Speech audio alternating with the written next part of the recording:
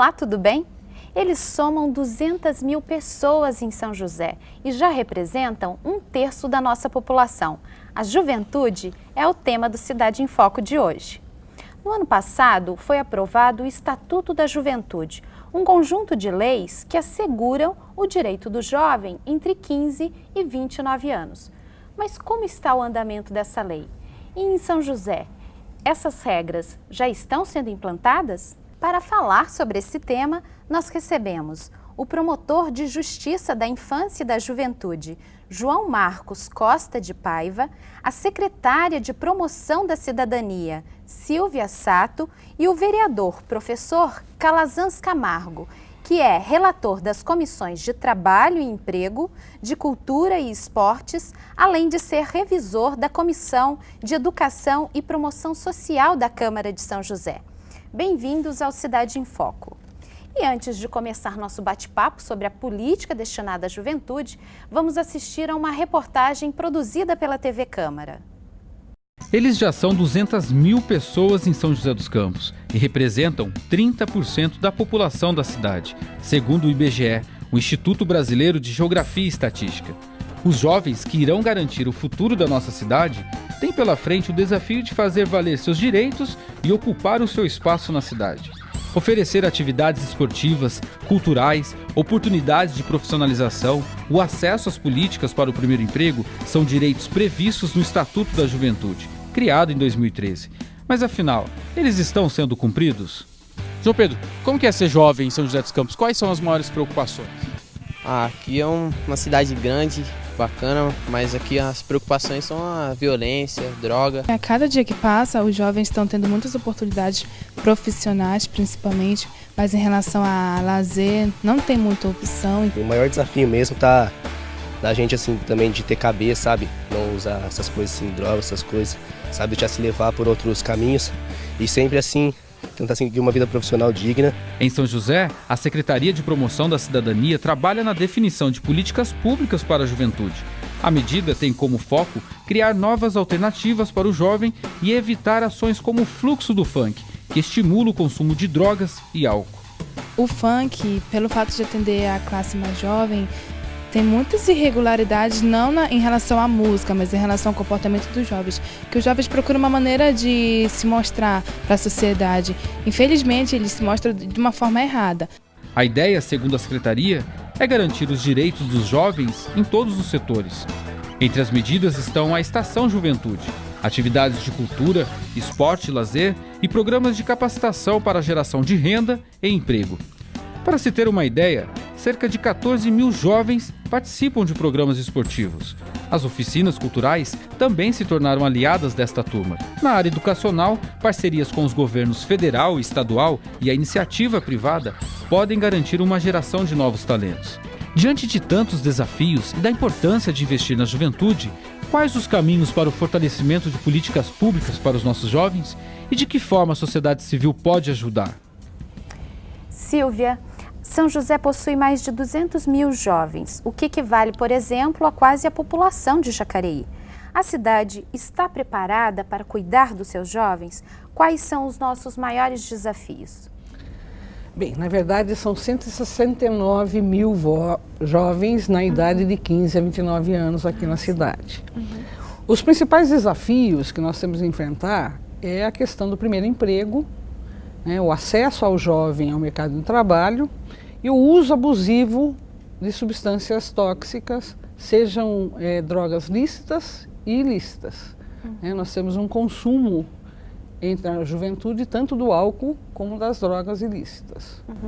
Professor, como é que o senhor avalia esse cenário da juventude na cidade?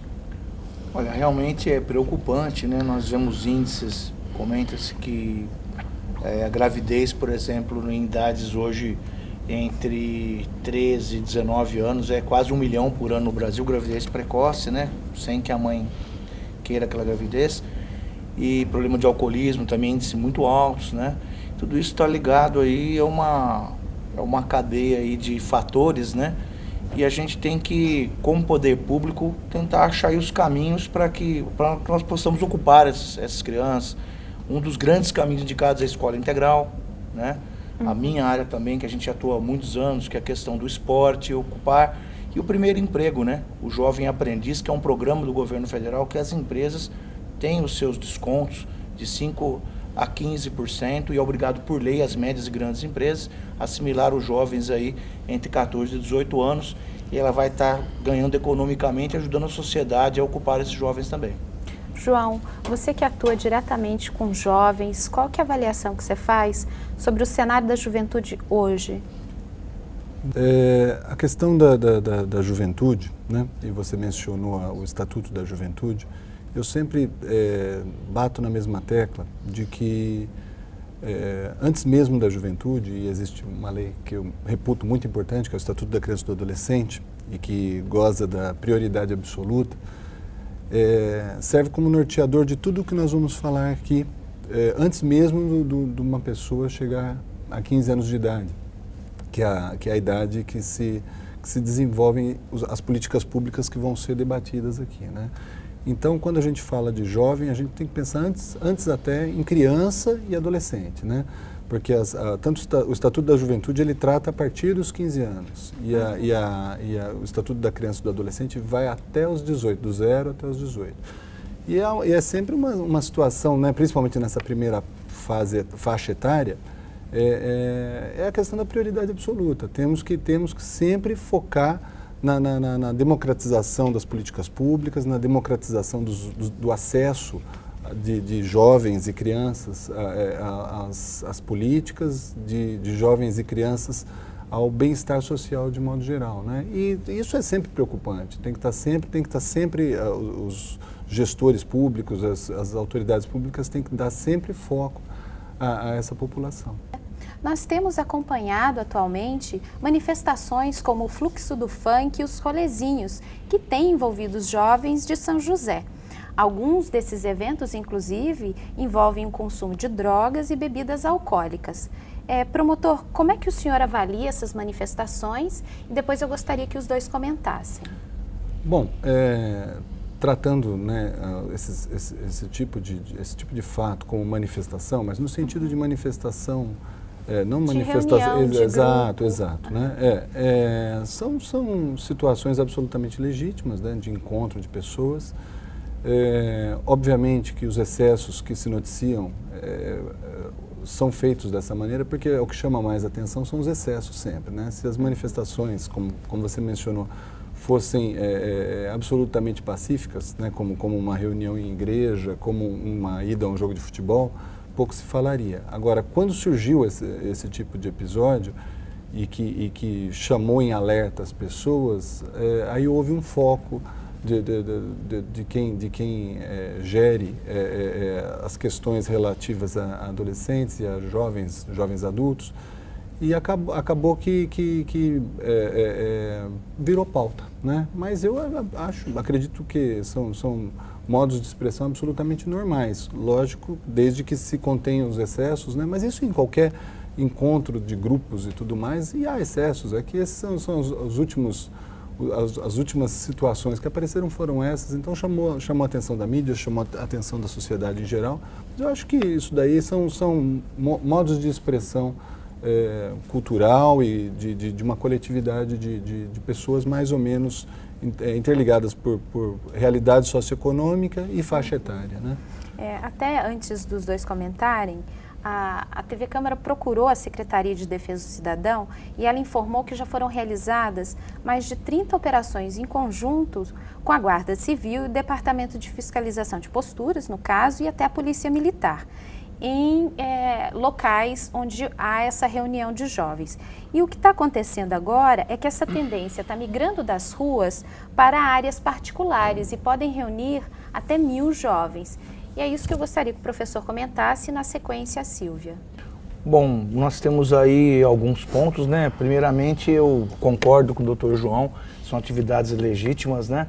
Mas eu faço parte também da comissão permanente de segurança da Câmara, né? E uma das questões, uma das leis que nós aprovamos aqui é a lei do ruído, no ano passado. E a pessoa tem que sempre pensar no outro, no próximo. O nosso direito vai até onde a gente começa a afligir o direito de outra pessoa, não é verdade?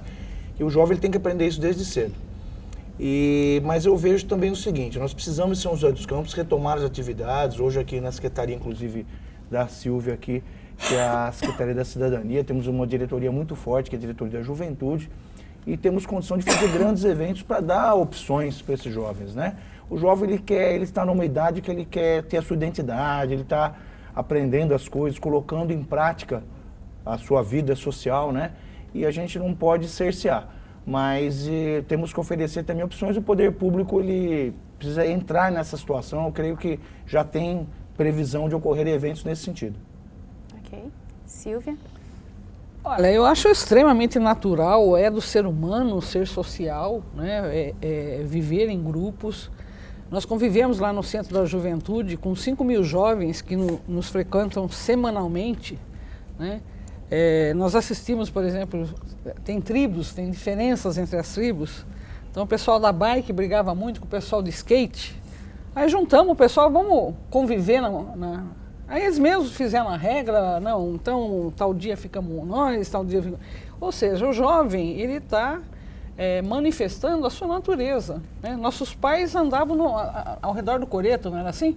Né? As mulheres de um lado, os homens do outro, quer dizer, essa manifestação, essa vontade de conviver junto, de se manifestar, é extremamente natural, né? Agora, o que nos preocupa na modernidade é o abuso do uso do álcool, que é lastimável, traz várias consequências, né? Uma delas, do uso de drogas, aí é a questão da gravidez precoce, né? Então, isso sim é preocupante e é objeto de políticas públicas e de muita diálogo com o jovem para conscientizar da consequência para o próprio corpo, da consequência desse abuso, desse uso abusivo na sociedade. Paralela a essa ação que a Secretaria de Defesa do Cidadão está fazendo em parceria com a Polícia Civil e a PM, de que forma hoje a política, o governo, a administração tem atuado nesses encontros ou pretende atuar nesses encontros? Olha, na verdade, o que a gente tem criado, e isso enquanto política pública, é de fato gerar oportunidade para os jovens, né, se colocar na sociedade. Então, você tem uma ideia, aqui em São José dos Campos, nós temos 23.000 jovens no ensino médio. Uhum. E temos 22.000 vagas do Pronatec. E ensino profissionalizante. Uhum. Então, a oportunidade para que ele se qualifique para o primeiro emprego está dada na cidade, né? Você tem aí as oportunidades de acesso à cultura, acesso ao lazer, você tem 52 equipamentos de esporte que ele pode praticar aquilo que lhe agrada, desde o esporte radical até o mais simples ou individual. Ou seja, a juventude tem nessa cidade uma oportunidade para se exercer, de ser, né? É muito grande. Silvia, ainda dentro dessa linha, você citou que um dos principais desafios é a inclusão desse jovem no mercado de trabalho. Você acabou de dizer que a gente tem um número quase equivalente, né, ao número de jovens. Por que ainda existe essa dificuldade? Esse jovem não está chegando no Pronatec? Quais são ainda os empecilhos? Olha, na verdade você tem o empecilho do lado de lá, né, que são as indústrias que não cumprem a lei, né? O que nós estamos projetando aí, que é para informar o jovem da existência desses cursos, da qualidade desses cursos, da diversidade desses cursos, nós estamos gerando aí o que nós estamos chamando de Estação da Cidadania, que é exatamente informar os jovens quais são as oportunidades que ele tem na cidade.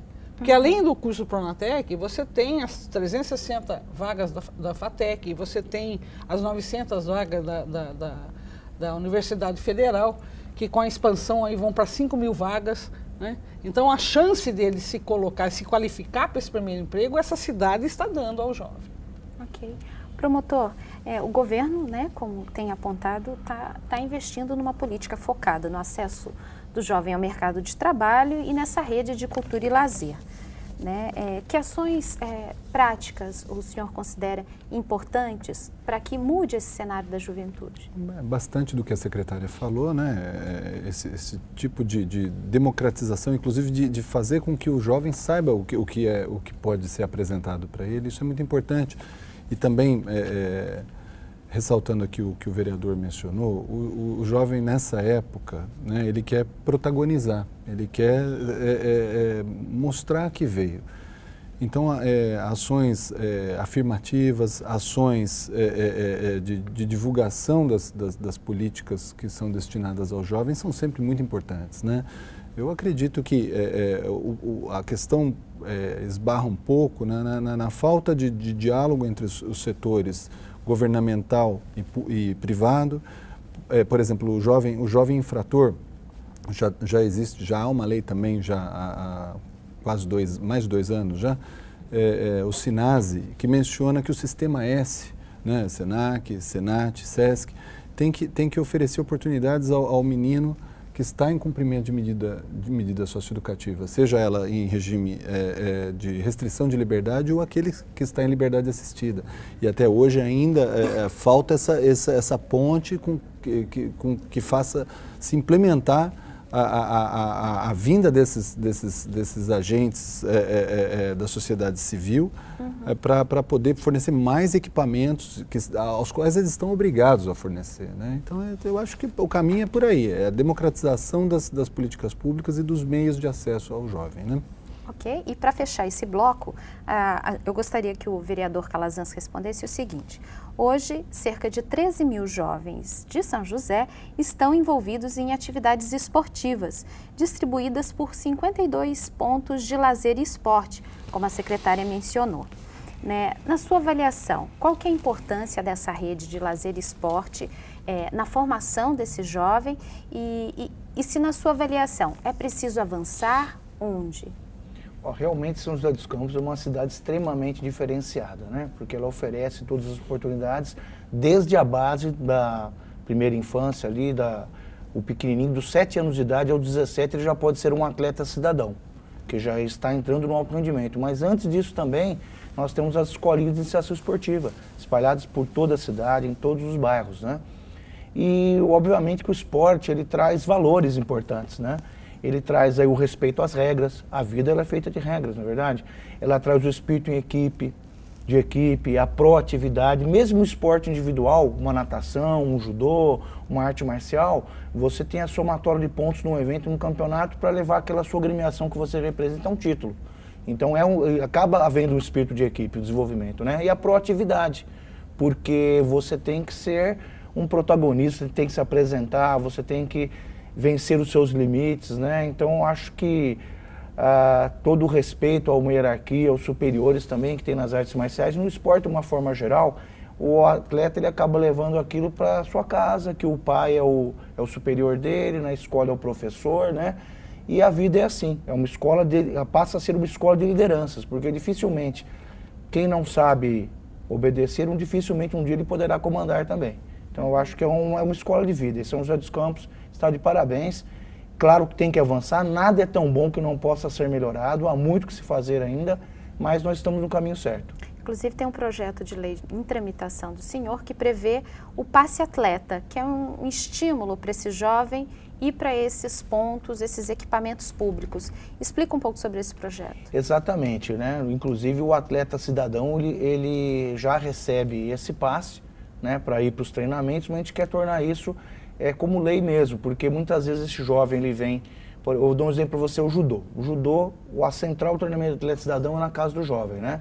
E às vezes vem atletas da Zona Leste, da Zona Sul, que tem que pegar os 2 ônibus. Já temos ônibus integrado, ele já consegue ir com um passe só. Mas que a gente torne isso lei realmente para que os atletas tenham essa condição de estar participando das atividades e se beneficiar de todas essas situações que nós mencionamos aqui, tão formativas que o esporte proporciona para a nossa criança, para o nosso jovem. Silvia, para fechar, é possível, de repente, avançar numa proposta como essa ou em outras que garantam uma maior facilidade de acesso do jovem a alguns equipamentos públicos? Eu acho que é interessante a gente ressaltar um outro aspecto do esporte, né? O que acontece, por exemplo, que em São José nós valorizamos muito, e é importante esse atleta cidadão, etc., mas nós estamos valorizando a competição, né? É o esporte na vertente competitiva. Eu acho que nós estamos começando um projeto no Centro da Cidadania, no seguinte aspecto: é o esporte para disputar o jovem ao tráfico. Né? Então ele não tem o sentido de competição, ele tem o sentido de fazer o que a Calazans falou, da socialização, né? É o sentido, então, o gordinho, o intelectual vão poder praticar o esporte, porque ele não está naquela linha para competir. Então é isso que nós estamos tentando levar em alguns bairros, essa outra linha de esporte, e isso que está na minha secretaria e não na Secretaria de Esporte. Nós não estamos trabalhando o aspecto da competição, do alto rendimento. Nós estamos trabalhando o aspecto da socialização, o aspecto do ser coletivo, do trabalhar em equipe.